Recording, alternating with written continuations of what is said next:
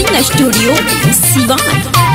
भोर भइल बा बोले चिड़ैया ये मोर सैया हो, ये मोर सैया हो। भोर भइल बा बोले चिड़ैया ये मोर सैया हो, भोर भइल बा बोले चिड़ैया ये मोर सैया हो। आजा के ले आवो लाले अढ़गुलवा लाले ले अइहा चुनरिया हो। आजा के ले आवो लाले अढ़गुलवा लाले ले अइहा चुनरिया हो।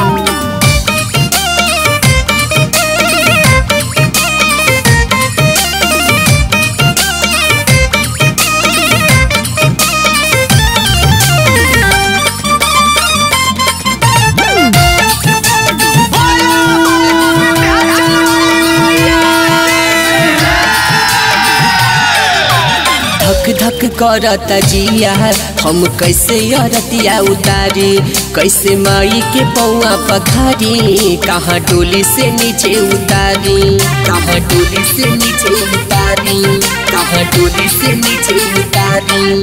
अरे धक धक करता जिया हम कैसे अरतिया उतारी, कैसे माई के पौआ पखारी, कहाँ डोली से नीचे उतारी। लागता देही में डर कौनो होई न हमसे गलतिया हो, लागता देही में डर कौनो होई न हमसे गलतिया। आजा के ले आवो लाले अढ़गुलवा लाले ले अइहा चुनरिया हो। आजा के ले आवो लाले अढ़गुलवा लाले ले अइहा चुनरिया हो।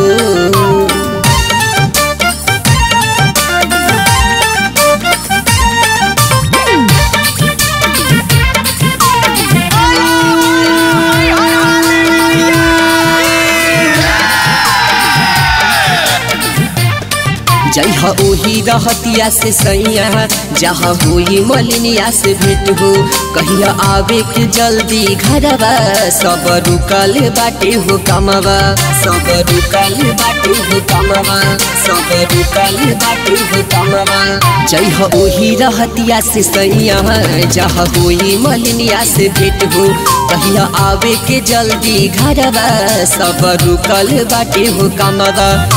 बाजी रोहितवा के गाना 16 महला सुने आई हो, बाजी रोहितवा के गाना टोला महला सुने आई हो। आजा के ले आवो लाले अढ़गुलवा लाले ले अइहा चुनरिया हो। आजा के ले आवो लाले अढ़गुलवा लाले ले अइहा चुनरिया हो। भोर भइल बा बोले चिड़ैया ये मोर सैया हो, ये मोर सैया हो। भोर भइल बा बोले चिड़ैया ये मोर सैया हो, भोर भइल बा बोले चिड़ैया ये मोर सैया हो।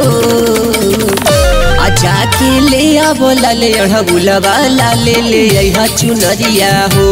आजा के ले आवो लाले अढ़गुलवा लाले ले अइहा चुनरिया हो।